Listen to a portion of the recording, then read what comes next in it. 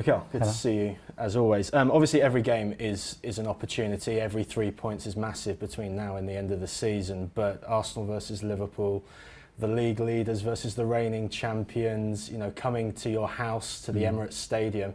Is this a game where you circle weeks in advance and go, this is a big one? It is special, it is different. It's just after all the Christmas period as well.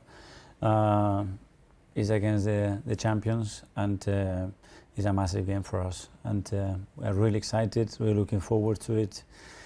We know what we have to do. We know the atmosphere that we're going to have in front of our supporters as well to generate an incredible energy in the stadium, and it's a big opportunity for us. Yeah, you often speak about the context that your team has to go through, and how much does this game drive you with the context that this is Liverpool, the trophy that you want, they have it right now.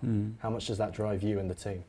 It's driving us every single day, because that's the aim, that's the objective, that's the dream, and we're working towards that for a lot of months. Still so many to go, and you have to take that daily, and tomorrow's game is a really important one, obviously. Yeah, on this very day last year, you were 6 points behind Liverpool. Now you have a 6-point lead yourself. Does this season just feel that little bit different, or how different does it feel compared to 1 year ago?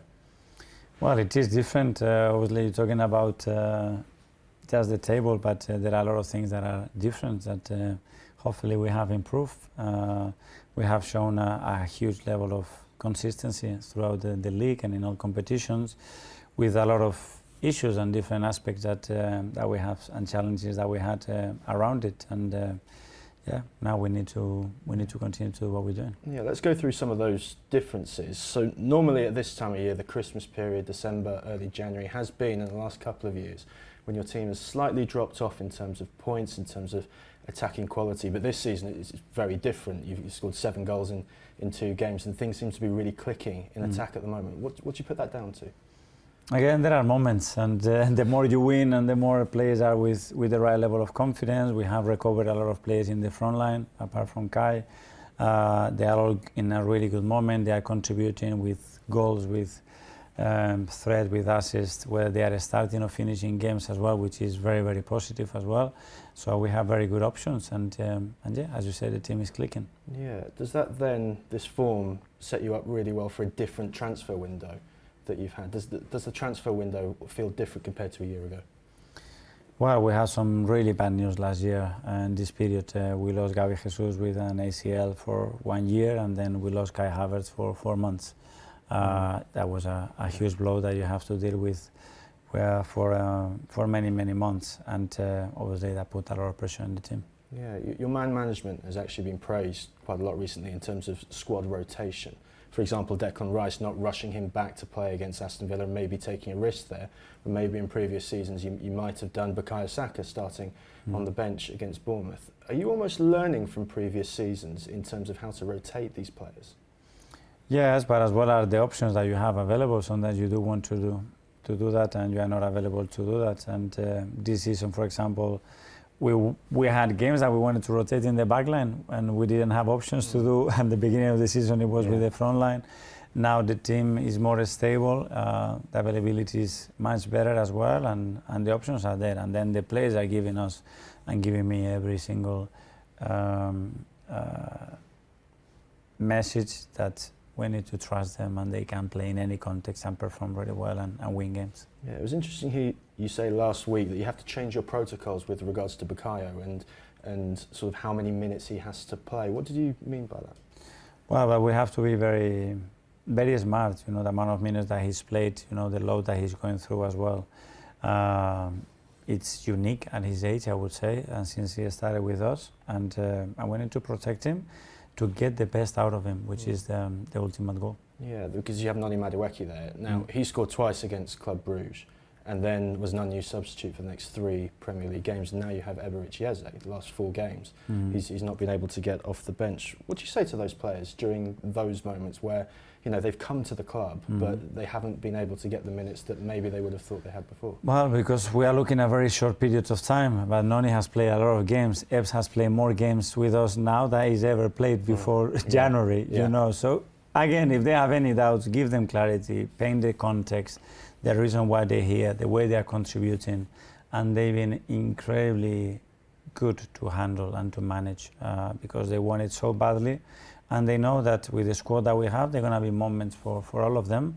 When you have it, take it. And that's what they've been doing. Yeah, obviously Victor Gyökeres has taken his time to settle into the Premier League, and Christian Norgaard's maybe another player who hasn't played as much minutes as maybe he would have won. I just wanted to ask, when you're a new player joining Arsenal, what do you think the biggest challenges is both on and off the pitch? Because it seems like such a complex tactical setup with players who've been there for years and years and years, but also at the same time you have to deal with the pressure for playing Arsenal football as well.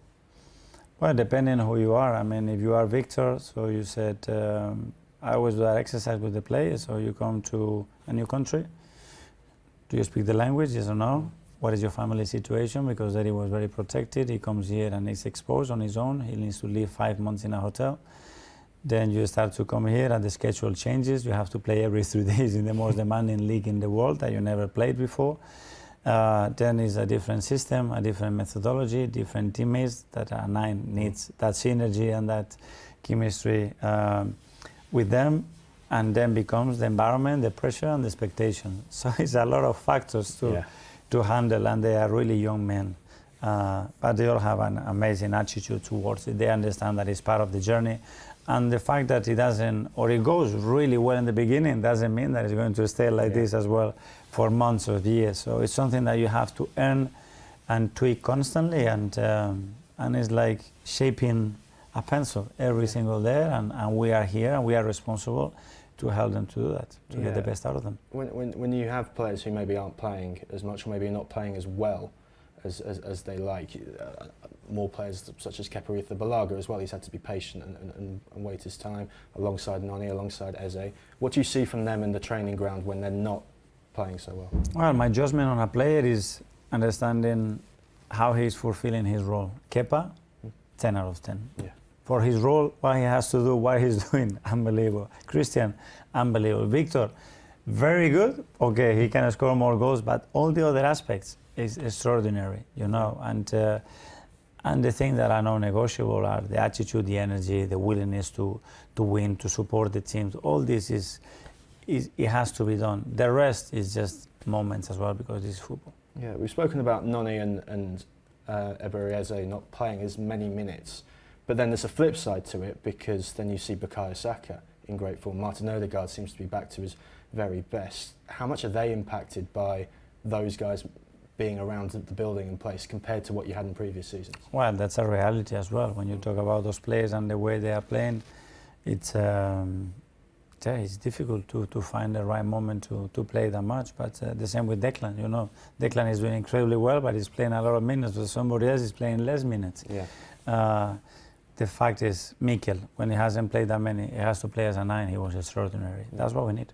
Yeah, but have you seen a difference in Bukayo and Martin this season? Because there's been 2 people who are more closer to their level than in previous seasons. I don't know, those 2, they've been quite consistent, to be fair, in the last few years. But yeah, it's always positive, because it always raises the bar, and training the standards are higher. I think you learn as well from your teammate with all the qualities that they bring, the way they operate, the way they do all the things, and that's really good. The next 12 days, you've got 4 competitions, 5 games in 4 competitions. Do you, as Arsenal manager, have a priority for which competition sits? Yeah, the next game. Yeah? And that's the only way to look at it, because you can start to think and plan, okay, in 3 games, in 4 games.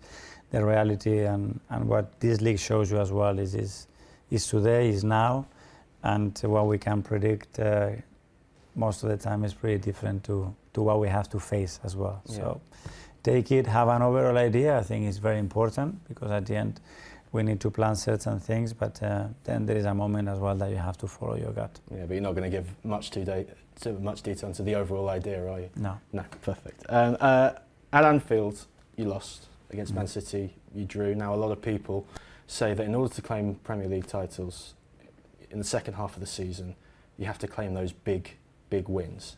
Is that how you see it? And also, is tomorrow one of those games? Depending on the league. With Man City, we won the league without winning those games, you know, and sometimes winning all of them. So at the end, you're gonna need a certain amount of points to win it. What we really want is win tomorrow. And finally, if you had a message for Liverpool, who are coming to your house, who are coming to your stadium, 60,000 people at the Emirates Stadium, what message would you give to Liverpool? No, my message is to my players and to our supporters, which is tomorrow. Bring all the energy that you have, bring all the passion that you have, and go for it. Perfect. Good luck with it. Thank you. Thank you.